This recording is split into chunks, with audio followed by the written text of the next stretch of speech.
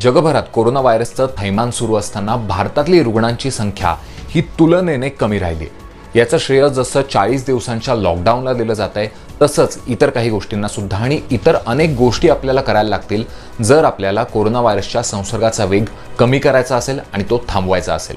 आता या अनेक गोष्टींमधली एक गोष्ट केंद्र सरकारच्या मते आहे आरोग्य सेतु ऐप. कोरोना संक्रमण का फैलाव रोकने में मदद करने के लिए Aarogya Setu mobile app, Aarogya Setu mobile app जरूर डाउनलोड करें. दूसरों को भी इस ऐप को डाउनलोड करने के लिए प्रेरित करें. आणि जोपर्यंत लस सापडत नाही तोपर्यंत आपल्याला सतत हात धुत राहणं, सोशल डिस्टन्सिंग या गोष्टी पाळाव्या लागतील तरच आपण कोरोना व्हायरसच्या संसर्गाचा वेग कमी करू शकू असं सुद्धा मी म्हटलं होतं. आता केंद्र सरकारने यालाच जोड दिली आहे आरोग्य सेतु या ॲपची. तुम्हाला कोरोना व्हायरसबद्दल अपडेटेड माहिती मिळावी, तुम्ही जर एखाद्या रुग्णाच्या संपर्कात आला असेल तर त्या संदर्भात तुम्हाला सतर्क केलं जावं, हा त्याच्यामागचा उद्देश आहे. पण या ॲपबद्दल इतर अनेक प्रश्न सुद्धा उपस्थित होत आहेत. हे ॲप नेमकं कसं काम करतं, त्याचा खरंच उपयोग होतो का, त्याच्यात दिलेली आपली माहिती, आपला डेटा हा सुरक्षित आहे का, असे अनेक प्रश्न आहेत. त्यांची उत्तरं शोधण्याचा आपण आज प्रयत्न करणार आहोत. पाहणार आहोत आरोग्य सेतु आणि इतर त्याच्यासारख्या ॲप्सची ही सोपी गोष्ट.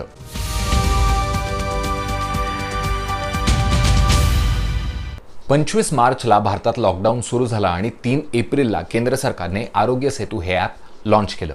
ते अँड्रॉइड आणि ॲपल iOS या दोन्ही प्लॅटफॉर्म्सवर उपलब्ध आहे आणि आत्तापर्यंत 5 कोटीपेक्षा जास्त वेळा हे ॲप डाउनलोड केलं गेलं. हे ॲप काम कसं करतं? तुम्ही हे डाउनलोड केलं की तुम्हाला तिथे तुमचा मोबाईल नंबर रजिस्टर करायला लागतो. त्यानंतर त्याच्यावर एक OTP येतो. तो तुम्ही टाकलात की पुढे ते तुम्हाला तुमची माहिती विचारतं. ते तुम्हाला तुमचं लिंग विचारतं, वय विचारतं, मग तुम्ही रिसेंटली परदेश प्रवास केला आहे का हे सुद्धा विचारतं. याच्या पुढे जाऊन ते तुम्हाला तुमच्या आरोग्याबद्दल माहिती विचारतं. म्हणजे तुम्हाला रक्तदाबाचा त्रास आहे का, मधुमेहाचा त्रास आहे का, अशा प्रकारच्या गोष्टी. आता हा सगळा डेटा तुम्ही याच्यात भरायचा असतो. पण या सगळ्याबद्दल एक अगदी स्वाभाविक प्रश्न विचारला जातोय, तो हा की लोक खरंच आपली खरी माहिती या ॲपला देत आहेत याची खातरजमा कशी करायची. सध्याच्या घडीला लोक जी माहिती देत आहेत ती क्रॉस चेक करण्याची कुठलीही सुविधा या ॲपमध्ये सुद्धा उपलब्ध नाही किंवा तसं दुसरं काही मेकॅनिझम केंद्र सरकारने सुद्धा डेव्हलप केलेलं नाही आहे. त्यामुळे लोक आपली खरी माहिती देत असतील या विश्वासावरच सगळं काम सुरू आहे.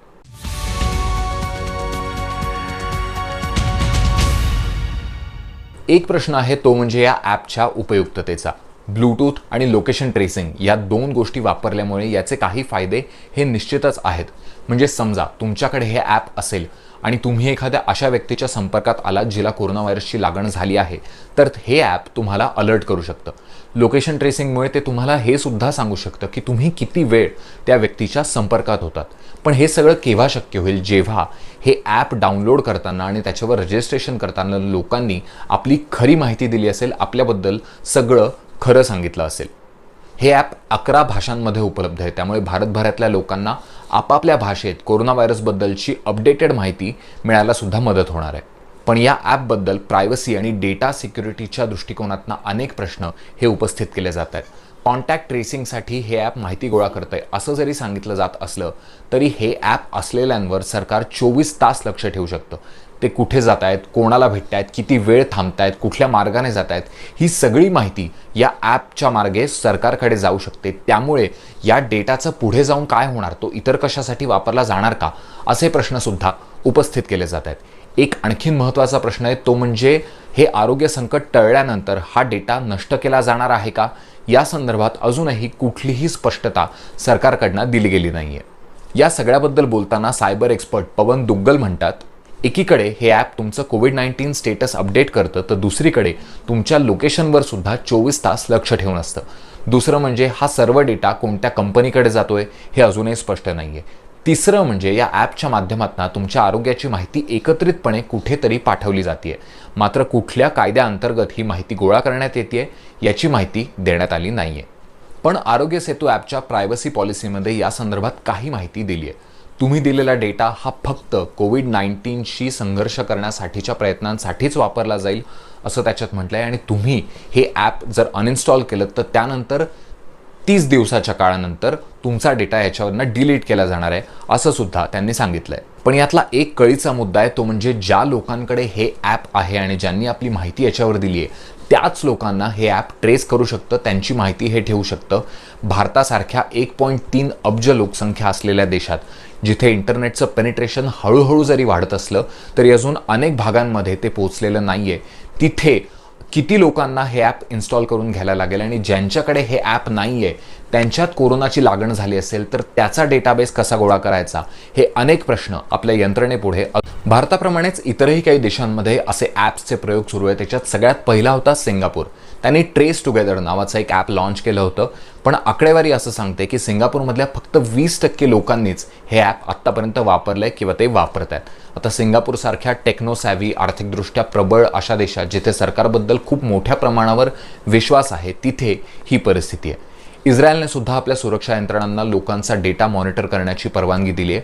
तिथली स्पायवेअर बनवणारी एक कंपनी NSO ग्रुप ही सुद्धा आता या प्रयत्नांमध्ये उडी घेत असल्याचं कळतंय.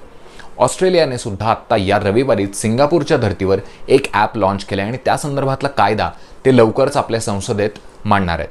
ऑस्ट्रेलियाच्या पंतप्रधानांनी असं आवाहन केलं आहे की जनतेच्या 40% लोकांनी जर हे ॲप वापरलं तर सरकारच्या प्रयत्नांना यश येईल. आत्ता तुम्ही ऐकलं असेल, ॲपल आणि गुगल या दोन बड्या टेक कंपन्या सुद्धा एकत्र येऊन कॉन्टॅक्ट ट्रेसिंग ॲप बनवण्याचा प्रयत्न करत आहेत.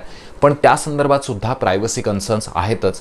या सगळ्याबद्दल ती सरकारं जोपर्यंत ठोस उत्तर देत नाहीत तोपर्यंत या शंकांचं निरसन होणार नाही.